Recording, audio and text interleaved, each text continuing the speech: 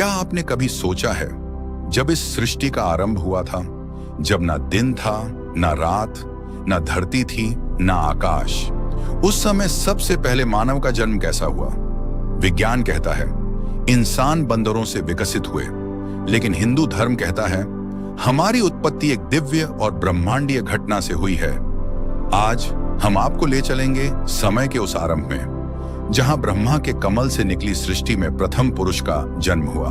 हिंदू धर्म के अनुसार जब महाप्रलय के बाद सब कुछ शून्य था, केवल भगवान विष्णु क्षीर सागर में शेषनाग की शैया पर योग निद्रा में थे। विष्णु के नाभि से एक दिव्य कमल प्रकट हुआ और उस कमल पर विराजमान हुए सृष्टिकर्ता ब्रह्मा। पुराणों के अनुसार सृष्टि की शुरुआत में ब्रह्मा जी ने सबसे पहले देवताओं, असुरों और पितरों को उत्पन्न किया। इसके बाद उन्होंने मानस पुत्र रचे, मरीचि, अत्रि, अंगिरा, पुलस्त्य, पुलह, क्रतु, वशिष्ठ। लेकिन ये मानव नहीं थे, बल्कि ब्रह्मा के दिव्य संकल्प से उत्पन्न आशी मुनि थे, जो सप्तऋषि कहलाए। इस रचना के बाद ब्रह्मा जी ध्यान में लीन हो गए। तभी उनके शरीर से एक मानव के समान आकृति प्रकट हुई, जिसका नाम था स्वयंभू मनु। मनु के साथ ही प्रकट हुई एक सुंदर स्त्री, शतरूपा। कुछ ग्रंथों में वर्णन है कि वे स्वयंभू मनु की पत्नी की सुंदरता इतनी अद्वितीय थी कि उन्हें शतरूपा कहा गया, अर्थात जिनकी 100 रूपों जैसी शोभा हो। वे किसी की पुत्री नहीं थी, बल्कि सीधे ब्रह्मा की सृष्टि से प्रकट हुई। हिंदू ग्रंथों में मनु की भूमिका उतनी ही महत्वपूर्ण है जितनी कि पश्चिमी धर्मों में आदम की। लेकिन मनु की कथा और भी दिव्य और ब्रह्मांडीय है। जिस प्रकार बाइबल में आदम और ईव हैं, उसी प्रकार सनातन परंपरा में मनु और शतरूपा पहले मानव युगल माने जाते हैं। लेकिन यहाँ कुछ प्रमुख अंतर हैं। मनु की रचना जानबूझकर नहीं हुई, वे ब्रह्मा से स्वयं प्रकट हुए।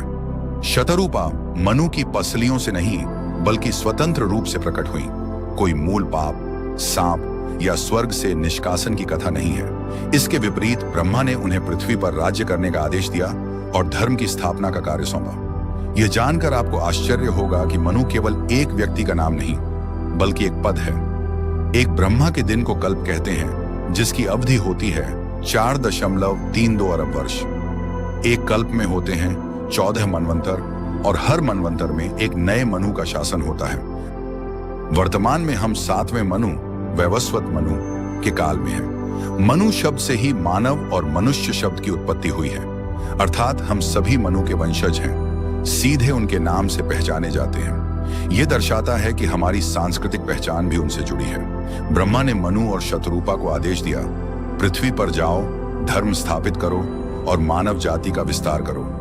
उन्होंने राजा और रानी की तरह पृथ्वी पर शासन किया, समाज व्यवस्था बनाई और धर्म के मूल सिद्धांत स्थापित किए, और इन्हीं से मानव वंश का विस्तार हुआ। मत्स्य पुराण में एक प्रसिद्ध कथा है, मनु और प्रलय की।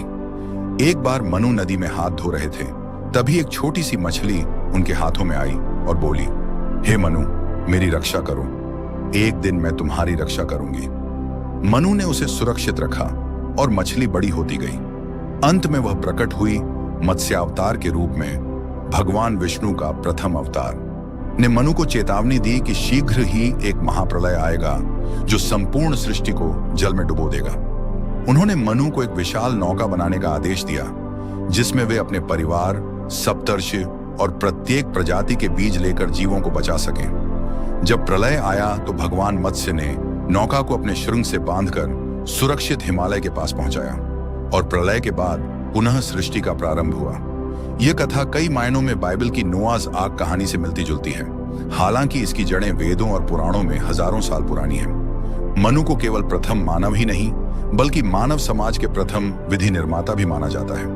उन्होंने धर्म, कर्तव्य, सामाजिक व्यवस्था और जीवन के 4 आश्रमों के बारे में जो नियम बताए, वे मनुस्मृति ग्रंथ में संकलित हैं। हालांकि समय के साथ इन नियमों की व्याख्या अलग अलग युगों में बदलती रही, लेकिन यह ग्रंथ आज भी धर्मशास्त्रों का मूल आधार माना जाता है। स्वयंभू मनु की कथा हमें बताती है कि मानव का जन्म केवल भौतिक जीवन जीने के लिए नहीं, बल्कि जीवन का उद्देश्य धर्म का पालन करना, प्रकृति के साथ सामंजस्य बनाए रखना और सृष्टि की रक्षा करना है। हम सब मनु की संतान हैं, इसलिए हमारे भीतर धर्म पालन, सत्य बोलना और करुणा रखना हमारी जड़ में है। जब अगली बार आप आकाश की ओर देखें, सोचें, आज हम जितनी भी सभ्यता, संस्कृति और ज्ञान देखते हैं, उसकी जड़ें उस प्रथम पुरुष स्वयंभू मनु तक जाती हैं। मनु से ही मानव और मानव से ही यह संसार। अगर आपको यह दिव्य कथा पसंद आई हो तो वीडियो को लाइक करें, चैनल को सब्सक्राइब करें और कमेंट में जय श्री